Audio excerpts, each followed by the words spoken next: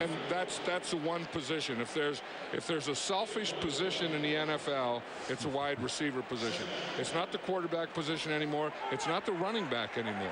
I mean, it's the wide receiver. And I think sometimes they get carried away with their numbers and worry about those things more than they do winning the game. And when they do that, that's wrong. That's why I hate incentives and contracts. 2nd down and 9. Manning throws, and the ball is caught by Brandon Stokely, somehow able to get possession, not have it hit the ground, and the ball at the 41 for a first down. You know, I think Brandon Stokely fits in perfectly with this offense. I mean, you have Marvin Harrison on one side, and you have Reggie Wayne on the other side. Then you can go 3 wide receivers and bring in a Brandon Stokely, who at that position right there, I think as a 3rd wide receiver right now is as good as anyone. And here is James, and James is close to a first down. And they ran that one so quickly, Stokely barely had time to readjust his chin strap.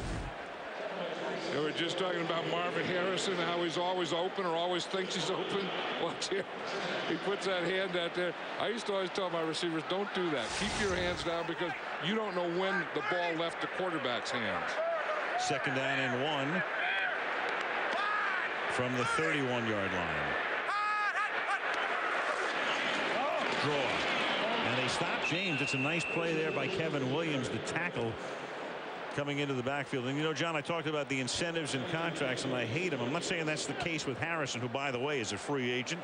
And they obviously, Bill Polian wants to, and Jim Irsay, re-sign him. But when you have those things in the contracts, that's what the guys are going to think about first. Well, it never makes any sense because you get to a point sometimes where if you're winning the game, you know, you want to slow it down in the second half, in the 3rd quarter, in the 4th quarter, you want to run the ball and all those things. And these guys that have incentives, they still want you to throw it. But to win the game, sometimes it'll take you away from that. Exactly. 3rd down and 2. A dump off here to James Mungro, and Mungro came into the game because Edgerrin James had lost his shoe, and Mungro on 3rd down is able to make the catch and pick up the first down, and that's 9 straight completions now for Peyton Manning. And he just moves the ball around. He gives everyone an opportunity, but watch this play action fake here. See, he gets the ball out there, makes a good play action fake, gets everyone going to that side, and then Mungro's all alone on the backside. Watch that fake. You see how he gets the whole flow of the Minnesota Viking defense coming that way, and then he goes to the back door. That was the fake to Dominique Rhodes, the backup running back. And the guy saw a lot of action in the 1 year in which James was hurt. Did very well. And the snap a little bit high. That's been the case a lot tonight. And Manning throws, and that's caught short gain. And paying the price was the aforementioned Rhodes. Gain of about 3 to the 25. Hit there by E.J. Henderson. You know, you're right on that. It looks like Peyton Manning is jumping every time he's in the shotgun. And I don't know if he's just jumping or if those snaps are really that high. And that could be something that he's just doing. I don't know. Maybe it is that high. But, you know, knowing Peyton Manning and the way he studies and likes to do things, you know, that could be part of his fate. James is back in the game. You're right. You never know what's real and what's Memorex with him. Jeff Saturday, one of the best centers in the league. Long-time snapper, long-time center for Peyton Manning as the play clock goes all the way down here on 2nd and 6. And there's a little dump again. James. And James able to take it to the 21. There's a flag down on the play. You know what happened is Ryan Dean. 10 yards.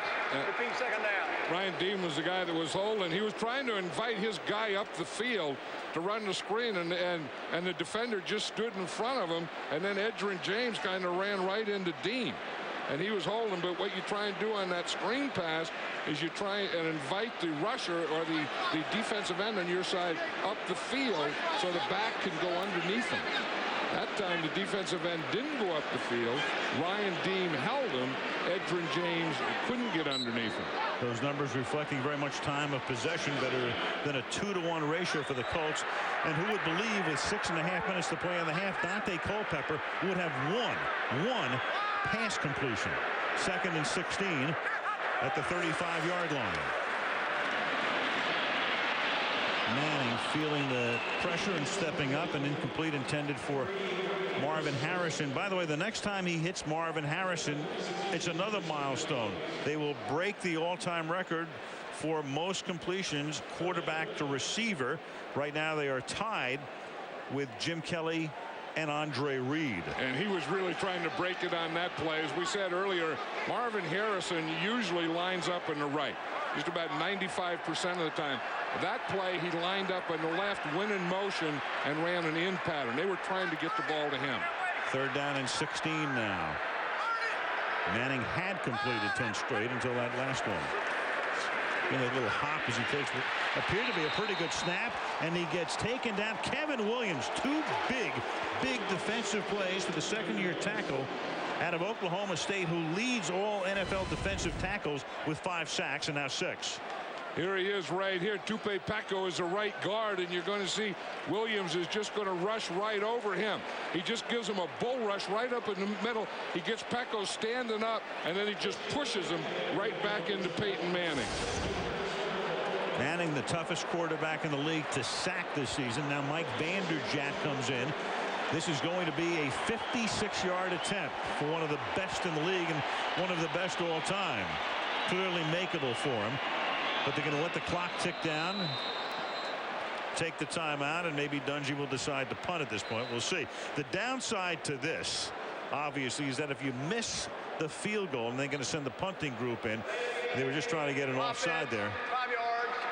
It's still 4th down. If we would have missed it, then Minnesota, with the #1 offense in the league, would have had the ball at the 46-yard line. Right, and they have Minnesota down. The Viking offense hasn't gotten anything started this whole first half, and you don't want to help them out. And as you say, you don't want to give them good field position. By punting here, the Vikings aren't going to start this drive with good field position. Manning sack took him out of field goal range, and that's reminiscent of opening night in Foxborough. As Hunter Smith's punt is fair caught. Burleson fair catches it inside the 10-yard line. Little pushy shovey here. 5:16 remaining in the first half. Indianapolis leading Minnesota 14-3. Minor league baseball in Victory Field at Indianapolis. The lights are on. Right. No equipment needed. Only your hands and your heart. And according to the outcome, you will live 3 minutes of hell or 3 minutes of glory. Friday Night Fights on ESPN. The PGA Tour presents the 2004 84 Lumber Classic. At the Nemacolin Woodlands Resort and Spa, world #1 Vijay Singh dominated the Mystic Rock course. After grabbing the lead in the first round, Singh never let it go, posting a 15 under par total for the week and becoming only the 2nd wire-to-wire winner of the season. With his win, the 41-year-old Fijian posted his 8th win of the season and passed the PGA Tour's single-season earnings record. It was also Singh's 3rd win in his last 3 starts. Congratulations, Vijay Singh, the 2004 84 Lumber Classic champion.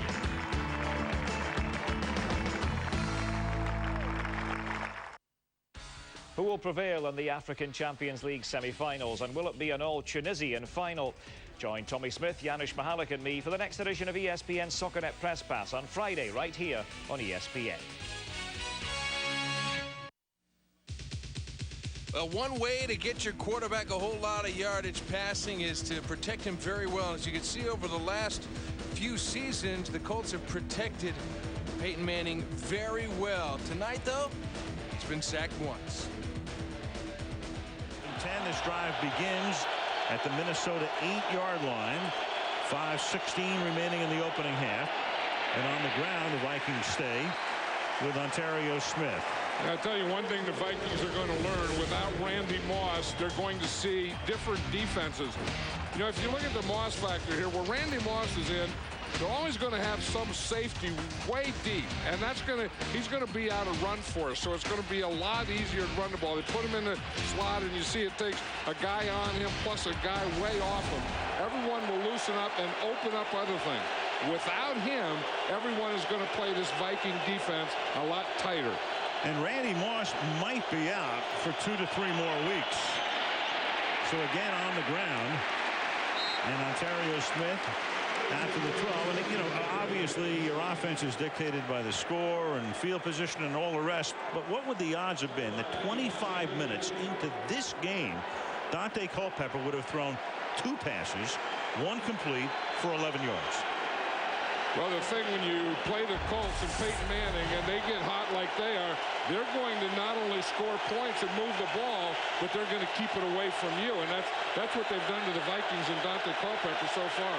Culpepper working against the worst defense in the league and the worst pass defense in the league in terms of statistics. And that's batted in the air and luckily caught by Ontario Smith. Dwight Freeney was the guy who batted it in the air, and it's enough for a first down. Boy, is he quick, though, Dwight Freeney. You know, this is a tough play.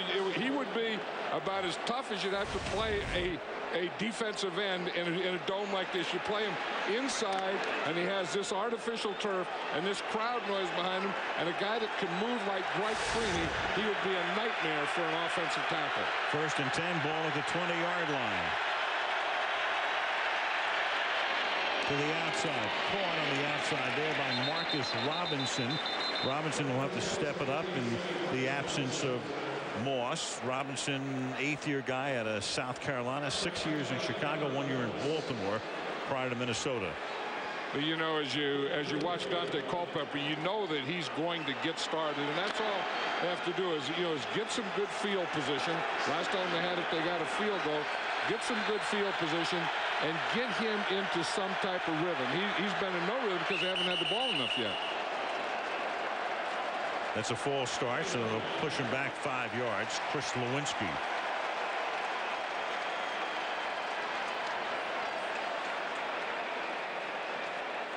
Ball start, 76 offense, 5 yards, it's still 7 down. That man, Chris Lewinsky, 5-yard penalty, 2nd and 12. They're saying that this may not be a real good Colts defense, but when you take the combination of playing on this AstroTurf, this very fast turf, and this crowd noise, that is like a 12th man for a defense. It really is. 2nd and 12. Michael Bennett is the running back in this formation. Short drop. Culpepper, who's massive, can run, but is not going to run very far. And that's Larry Triplett for the tackle. That was the thing Tony Dungy was talking about. He said with Dante Culpepper, he's going to move, he's going to scramble, he's going to get away, but you have to chase him. You have to keep going after him. You have to get him to the ground. And that time Larry Triplett did it. 3rd and 11 as we tick down to the 2-minute warning, and the Vikings have just 1 timeout. Out of the shotgun. It's a silent count.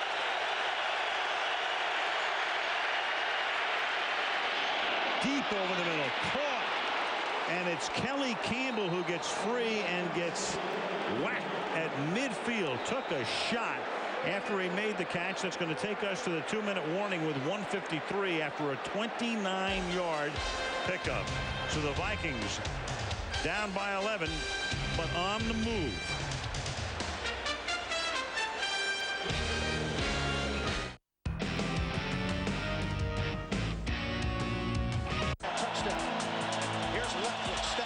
Leftwich throwing, intercepted, picked up by DeMarcus Davis, out toast for the score. Dorsey short set and throws, and it's intercepted. Nathan Vasher, the backup corner with a pick. Vasher with blockers in front. He'll go for the touchdown, Chicago Bears. Jumps off sides on that line, and Green's got a free down to the end zone. Caught by Tony Gonzalez. His 2nd touchdown with a birdie. The $10 million season, first time ever on tour. DJ Singh wins number 9. Each week, ESPN has your ticket for the best in sports. Mondays, fulfill your need for speed as we bring you the best in two-wheel, open-wheel, and off-road racing.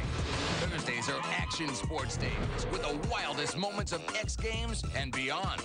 And remember, ESPN is always your home for the great outdoors with hunting, lumberjacking, and some of the biggest fish you've ever seen. The best in sports each week, only on ESPN. ESPN presents the best of Friday night fights. In 2001, Julio Cesar Gonzalez was undefeated and in search of a world title bout. He'd get his chance later that year after facing Julian Lederloh in a 12-round bout.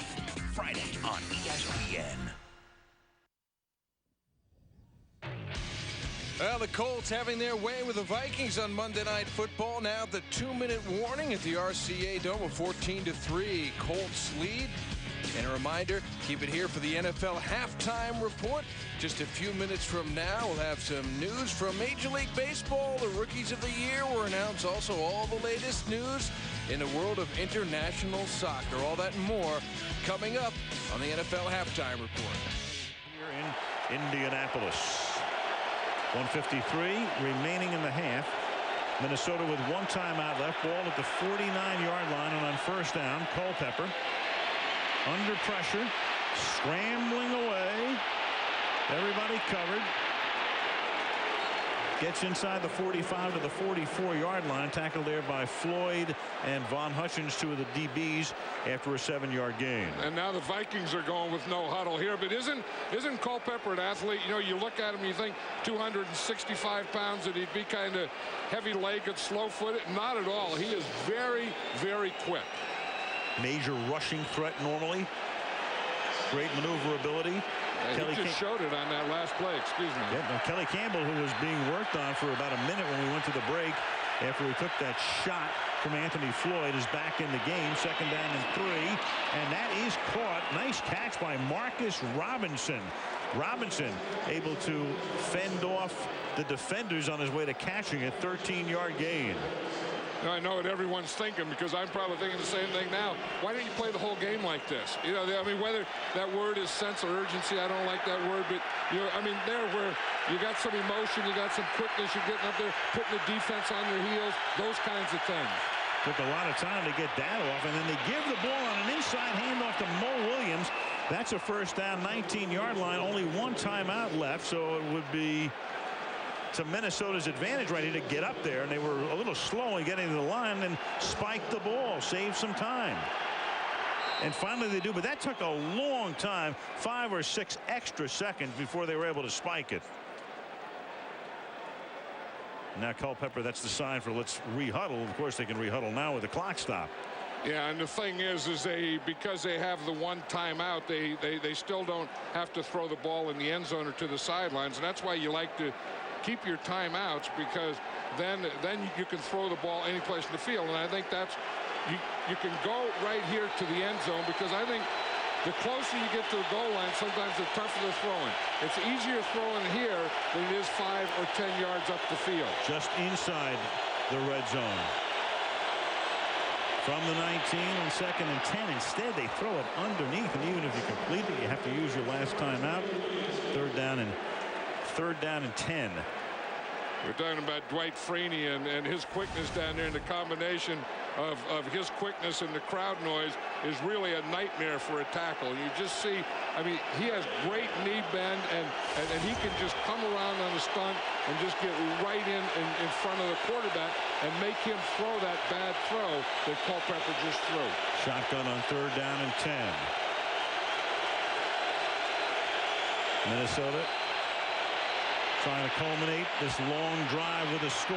Williams has it. Williams is going to take it to about the 5-yard line. They have to take a timeout here, and they do. They have to at this point, but it leaves them with just one play. I mean, that was not a well-executed usage of the clock. They couldn't spike it in time. Took a long time for the timeout. Here comes Anderson. That was terrible. Yeah. That was terrible. They had to kick the field goal. Right. Yeah. I mean, it looked like. 1971. Steve Carbone felt the Big Daddy Don Garlett psych job cost him the 1968 U.S. Nationals finals. And he vowed revenge when the two reached the finals in 1971. Carbone outweighted Garlett in one of the most dramatic burndowns in NHRA history, and the strategy paid off. Carbone raced to the win over the heavily favored Garletts. I'm Kurt Johnson, and it happened at the U.S. Nationals in 1971.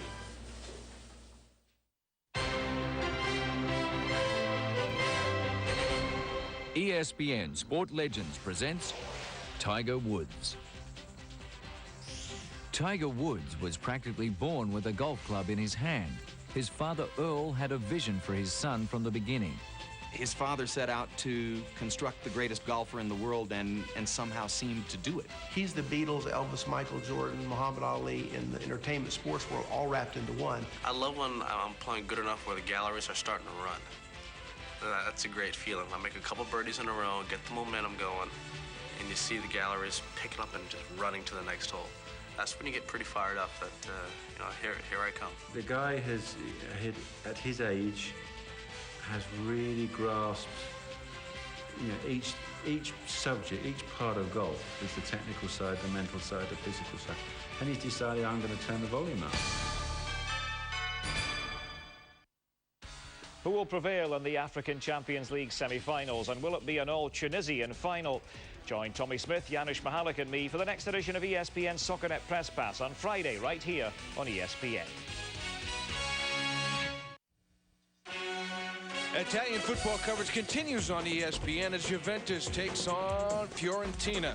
Juventus are off to the best start in Serie A history. They host Fiorentina, who've returned to Serie A in good form. Management. I never had the feeling that the Vikings were trying to score a touchdown. I just felt they were trying to get in field goal range. And that's what they'll settle for, a chip shot 23-yarder, but they ran only 6 plays from the 2-minute warning including a spike. At least they turned it into a 1-possession game. They have turned a 14-0 deficit into a 14-6 deficit at the half. And coming up next, the Toyota halftime show when we come back after this message from the NFL and a word from our ABC stations. No equipment needed. Only your hands and your heart. And according to the outcome, you will live 3 minutes of hell. Or 3 minutes of glory. Friday Night Fights on ESPN. The Champions Tour presents... Well, the Vikings have yet to get into the end zone against that shaky Colts defense. Right now, Indianapolis with the 14-6 lead over the Vikings at halftime of Monday Night Football. With their offense, with Randy Moss unavailable with a hamstring injury, the Colts, well, they've got 14 points on the board and the 8-point advantage at home over Minnesota. Let's go back to the first quarter where the Colts came out running the football. 4 straight handoffs to Edgerrin James, as a matter of fact. They pounded it right down close. Going for it on a 4th and 1 from the 5. Reggie Wayne catches the touchdown pass from Peyton Manning. Indianapolis led it 7-0. And then Manning, looking for his favorite target, Marvin Harrison, between 3 defenders, pays the price but holds on for the first down. Then unsung Marcus Pollard.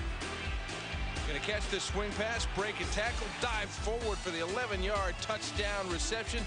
Indy was up 14-0 on the first play of the second quarter. On the ensuing kickoff, the Vikings finally get a little momentum and some field position. Kelly Campbell reversing his field, returning it 51 yards into Baltimore. Used to be Baltimore, now it's Indianapolis territory. Vikings, though, would have to settle for a 42-yard field goal by Morton Anderson when the drive stalled. Finally on the board, down 14-3. Then on a 3rd and 11 at their own 19. Oh, what a beautiful pass there to Kelly Campbell from Culpepper. First down, kept the drive alive in the final moments. Drive, though, would stall eventually.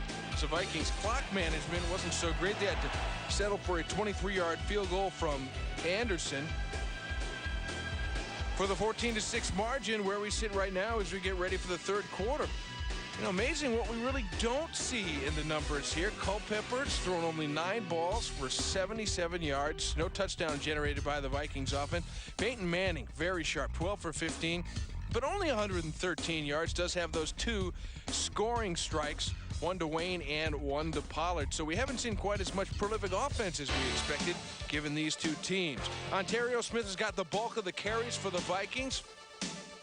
8 times for 30 yards. Edgerrin James, we told you, he carried the first 4 plays of the game for the Colts. He's got 66 yards on the ground. An impressive performance for him thus far. It's been a balanced Colts attack and one that has moved the football at will against the Vikings. Right now, a 14-6 Colts lead heading for the start of the third quarter.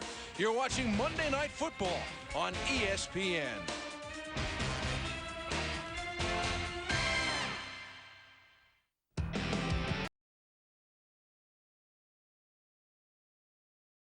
Start the second half of this Week 9 edition of Monday Night Football here on ESPN. Colts scoring very quickly in the early going, getting a 14-0 lead. Vikings have stemmed that tide a little bit, come up with a couple field goals of their own. Well, the Vikings are in first place by a game and a half in the NFC North. That is ahead of Detroit. Here's what they got coming up. Next week they go to Green Bay and then host Detroit. Got a game against Jacksonville, which is going to be tough. Then another division game against Chicago. They've got Seattle on the schedule in Week 14. Detroit and the Packers as well. And then Week 17, the final matchup against Washington. So the Vikings have some room here to make up some ground and get back on the right track. But right now they are struggling without Randy Moss. For the Colts, they are in second place in the AFC South. They can tie Jacksonville atop the division with a win today. They are hosting Houston next week, then it's at Chicago and Detroit. Tennessee looms, and so do the Ravens here on ESPN. Let's get you back out for the start of the second half. Anticipated, because you look at these 2 guys through their first 7 games. I mean, they're chasing Dan Marino's single season records in a couple of categories. And then tonight, Culpepper, remember, only had 1 completion through about the first 25 minutes. Then he had that last drive that resulted in a field goal.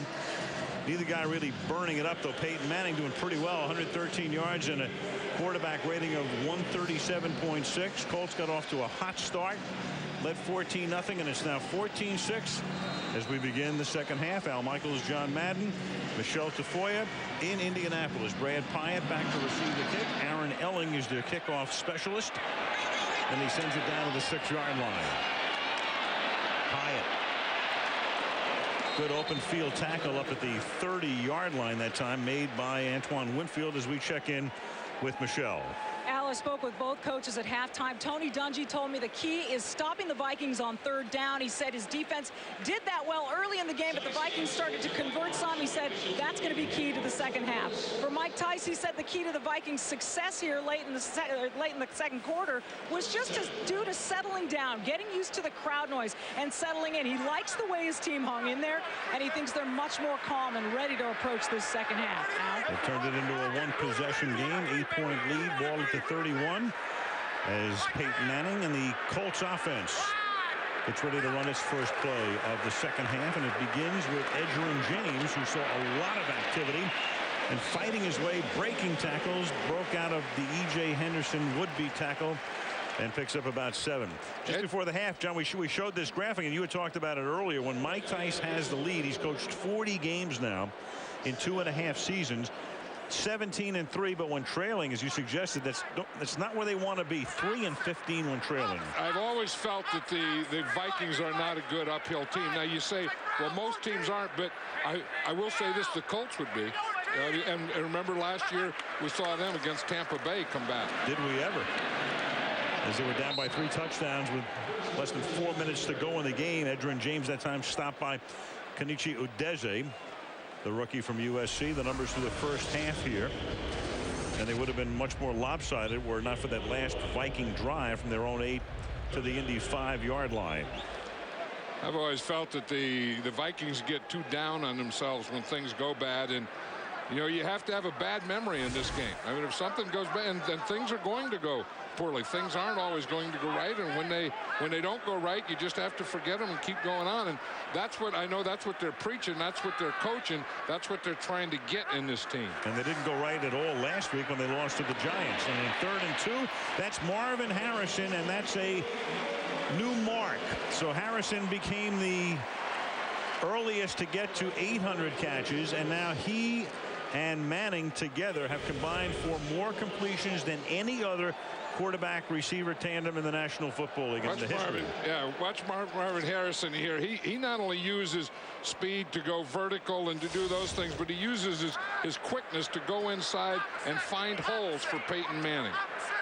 1st and 10 now at the 47-yard line. Stretch play, James to the outside. Here comes the flag.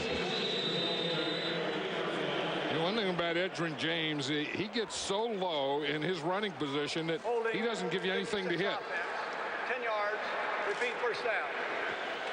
Hold pushes him back 10 yards, says Jerry Austin. Watch how low he gets here. I mean, he just runs in that position. He has great knee bend, and you see how he gets down there, and when you come up to hit him, there's nothing there to hit. I mean, it's just kind of helmet, shoulder pads, and knees. 1st and 20 now. I talked about Manning and Harrison. Total completions now from one to the other, 664. Eclipsing the Kelly Reed mark. Play fake here. Manning stepping up, throwing underneath. It's incomplete. Intended for Wayne. Pressure put on by Udeze. The old record right there, 663. Kelly and Reed with the Buffalo Bills right now, 664. And the thing about this is these guys could go out of sight because each is in like the dead prime of their career. You know, and as you said, Marvin Harrison is going to be a free agent at the end of this year, and they have to sign him. I mean, once you decide that you're going to give Peyton Manning all that money and he's going to be the quarterback, you have to surround him with other very good players. James, too, is a guy they have to keep their triplet combo. Caught Dallas Clark, tight end, 2nd-year guy. Ball up at the 44-yard line. Antoine Winfield makes the tackle, setting up 3rd down and long. The other thing that Peyton Manning does so well in that shotgun is get that ball from the snap and then get it quickly to a throwing position. You know, you can't leave it out there for a long time. You have to get it, then put it quickly in a throwing position so that you can make that quick release. 40% of the snaps that Manning takes come in the shotgun formation.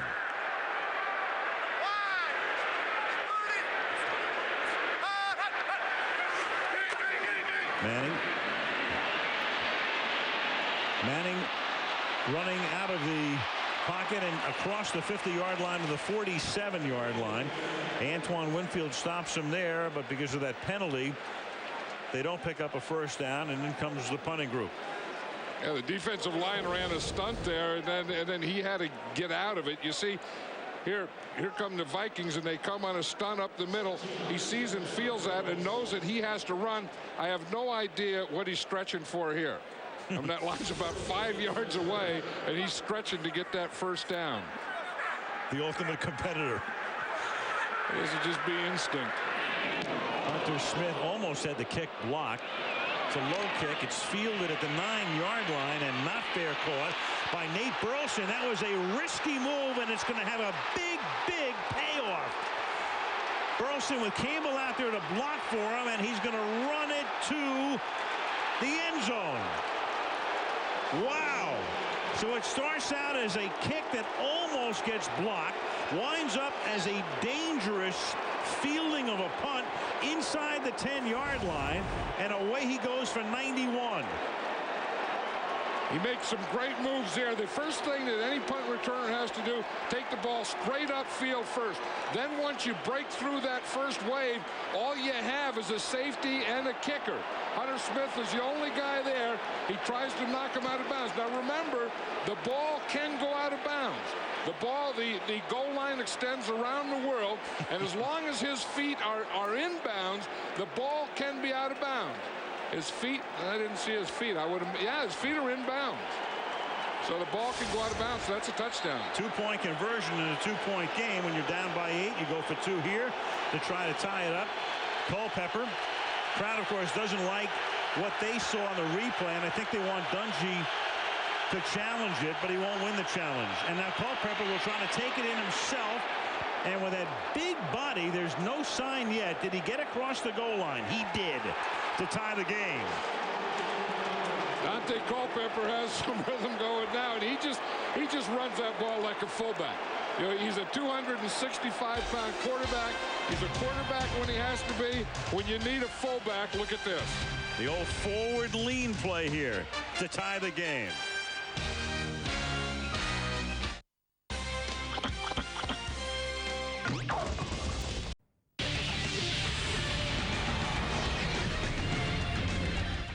This telecast is copyrighted by the NFL for the private use of our audience. Any other use of this telecast or of any pictures, descriptions, or accounts of the game without the NFL's consent is prohibited. Second longest punt return in Vikings franchise history. Charlie West with the record in 1968. 98 yards. This was a 38-yard punt. It was a 91-yard return. And Elling to kick off. Bouncing ball fielded at the 8-yard line by Dominique Rhodes. Not a lot of room to run. 28-yard line. So the near block, then the kick, and a touchdown. Watch Kelly Campbell, number 16 here. Right there. He almost blocks it. In fact, he was held before that. So then the ball didn't get up in the air. It was kind of a line drive kick. And you watch when Nate Burleson catches the ball here, there's no one around him. And then he breaks his first wave right here. Then all there is a safety there and a kicker. And that's going to be a touchdown. And then Campbell, who almost had the block, is the last guy to help him out. Just does get in. 2-point conversion by Culpepper, good. And the Minnesota Vikings have erased a 14-0 deficit. So we're tied early third quarter from the 27-yard line. James to the short side of the field for a gain of a couple. Matt Burke is mic'd up. What do you think about all that? Flags. No flags. Yeah. Two. Like those kind of drives. It's been about 4 years since we returned a punt. That's what guys from Harvard know. They know all the stats, all the records. They know everything. But anywhere you can get life in a game, you need it now, and that's what the Vikings got. I mean, they got it from their special teams. Now they have all the momentum, and here the Colts have been stopped since their first 2 drives. And James is about a yard shy here. 3rd and 1. The next play coming up for Indianapolis. I know what the Colts are doing here is you think, okay, now it's 14-14. We had everything going. We were on a roll. Let's go back to the same way we started. You know, we don't have to go and throw every down. We can still stay in balance and move the ball on this defense. 3rd and 1, and this is one of the rare times that the Colts will huddle up as they come to the line in a tight formation with just one wide out in Harrison from the 36-yard line. The Vikings are playing with 3 safeties, what they call big nickel. Oops. And Manning can't believe that Marcus Pollard was the man who started before the snap. Ball start, 81 offense, 5 yards. It's still 3rd down. Back to 3rd and 6 now. You know, those are the things that drive a coach crazy. You know, you talk about discipline, and sometimes you think it's, oh, guys, you know, beard is too long or something like that, and that's not. I mean, discipline is when you get up there and you're short yardage, your goal line, you're anything, you play the snap count. There's no way in that situation, you're the home team, the crowd's not bothering you, there's no way you should jump. And a holding call on the last drive short-circuited that and forced the punt that was run back for the touchdown by Burleson. 3rd and 6. Manning moving to his left and throws high, intended for Stokely, covered by Winfield, and it's 3 and out for Indianapolis. After that penalty, then they got him in 3rd and long, so the Vikings substituted, and they went to 6 defensive backs. Antoine Winfield, number 26 there, he's covering the slot guy, Stokely. He's the best cover guy. Stokely couldn't make a move on him. Manning is throwing at one place, Stokely's going another place, and Winfield caused the whole thing. Hunter Smith into the game. Low spinning kick. This time Burleson takes it at the 19-yard line. Breaks 2 tackles, but not a third, as they gang up on him at the 24-yard line. Here comes Culpepper now after a 50-yard boot, 6-yard run back, and the game is tied in Indianapolis.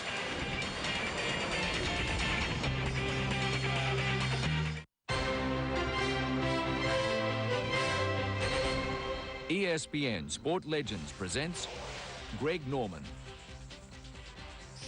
They call him the Shark. He started talking about his escapades with the shark hunting, and that's how the legend of the Shark began. Greg will pull whatever club out of the bag that it needs to do it, and that was his attitude, and Australians loved that. Over his career, Greg Norman amassed 68 international victories and 20 PGA Tour victories, including 2 British Open championships. But there were many more majors that simply got away. He told me this story, caught this fish for like 3.5 hours, some incredible amount of time. I said, wow, that's amazing. You know, how big was it? What did it weigh? He said, oh, got away. For him, the thrill was fighting it for 3.5 hours, and the fact that it got away was almost secondary to him. And it's sort of the way that he went at golf.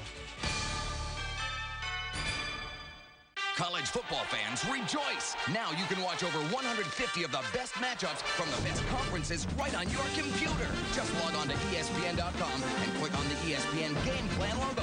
You're on your way to over 150 of the best games. Sign up for a weekly subscription for the entire season. Watch games live, watch games that are archived, or watch the highlights. It's a college football fan's dream come true. Log on to espn.com, click on the Game Plan logo, or search Game Plan.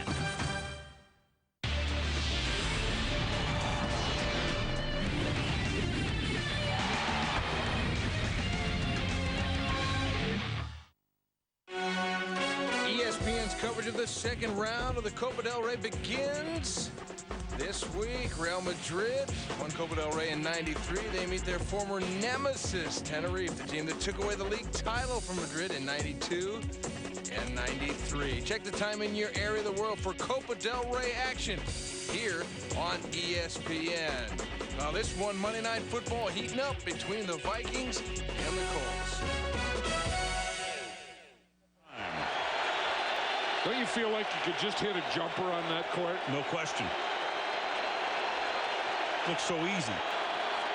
1st and 10, 24-yard line. Culpepper starts this drive with a pass to Jermaine Wiggins, who's played in a couple of Super Bowls, one with New England, another with Carolina, and hopes to play in a 3rd, 2nd, and 1, gain of 9. Well, the Vikings figured out one thing, that Dwight Freeney here, if he's going to play like that, we better get him double. So they're sliding the line, and you get Burke is coming over to that side. If he's going to take it inside, you have the tackle McKinney blocking him, and then the center Matt Burke coming to his side. Mike Tyson, his 3rd year, took over when Dennis Green left at the end of the 2001 season. And across the middle goes Michael Bennett, stopped by the rookie Bob Sanders, and that's enough for a 1st down. Mike Tyson, longtime tight end, played at Seattle, learned a lot from Chuck Knox when he was there, then with the Vikings, was an assistant coach. And then Green made that sudden departure. Mike was named the interim coach and then got a 4-year contract, or a 3-year anyway. And there's Red McCombs, the owner, who says he plans obviously to exercise the fourth-year option, and depending on what happens this year, maybe extend it. You know, John, every time I look at Red McCombs, all I think about is he's from San Antonio, his own sports teams. Larry Brown used to coach for him when Larry was with the Spurs. So a few years ago, he buys the Vikings. He goes home. He says to his wife, Charlene, and by the way, it's their 54th anniversary tomorrow, "Honey, I just bought the Minnesota Vikings." And she said, "Are you crazy?" And he said, "Nope, I'm 70. And I have enough money to do what the heck I want to do." Absolutely. It's fun time. 2nd down and 9 from the 36-yard line. And Culpepper, that's not fun time for him as he gets sacked by Dwight Freeney. And there's that man again. And you know what he did that time? He put a spin move on Bryant McKinney, and that's the thing that Freeney has. Watch, he'll start up the field, put his left hand in there, spin, and when he ends up his spin, he is on his inside shoulder. Then it just comes up the field. Watch him spin, and then right up the field and right into Dante Culpepper. There's a lot of guys that can't make a spin move because they don't keep their feet going forward. Dwight Freeney does it very, very well. Freeney went to the Pro Bowl last year, the first Indianapolis defender to go to Hawaii since '87. And this is Michael Bennett up to the 37-yard line. Yeah, Freeney gave him some juice there. We saw that spin move on the right side.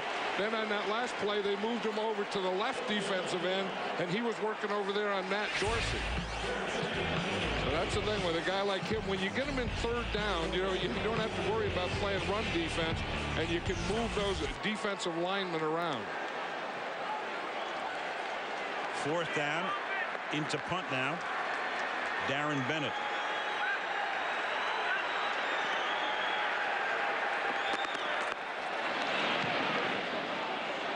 This one's a good one. Hyatt Fields at the 15, and great coverage downfield quickly to make the tackle on him is the former Giant, Ralph Brown. 5:20 left in the 3rd. Good one. Heating up in Indianapolis. 14-14.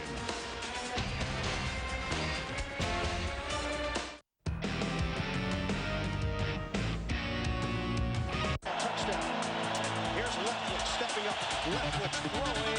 Intercepted. Picked up by Tafakis. Made it.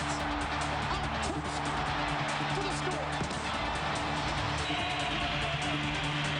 Dorsey short set and throws, and it's intercepted. Nathan Vasher, the backup corner with a pick. Vasher with blockers in front. He'll go for the touchdown, Chicago Bears. Jumps off sides on that line, and Green's got a free down to the end zone. Caught by Tony Gonzalez. His 2nd touchdown reception today. How about finish with a birdie? The $10 million season, first time ever on tour. BJ Singh wins number 9. ESPN presents the best of Friday night fights. In 2001, Julio Cesar Gonzalez was undefeated and in search of a world title bout. He'd get his chance later that year after facing Julian Lederloh in a 12-round bout. Friday on ESPN. The classic teams, the classic moments, the classic rivalries. Join us as we relive the most historically renowned matches in the history of the game. The history of cricket continues with the classic matches. Wednesday on ESPN.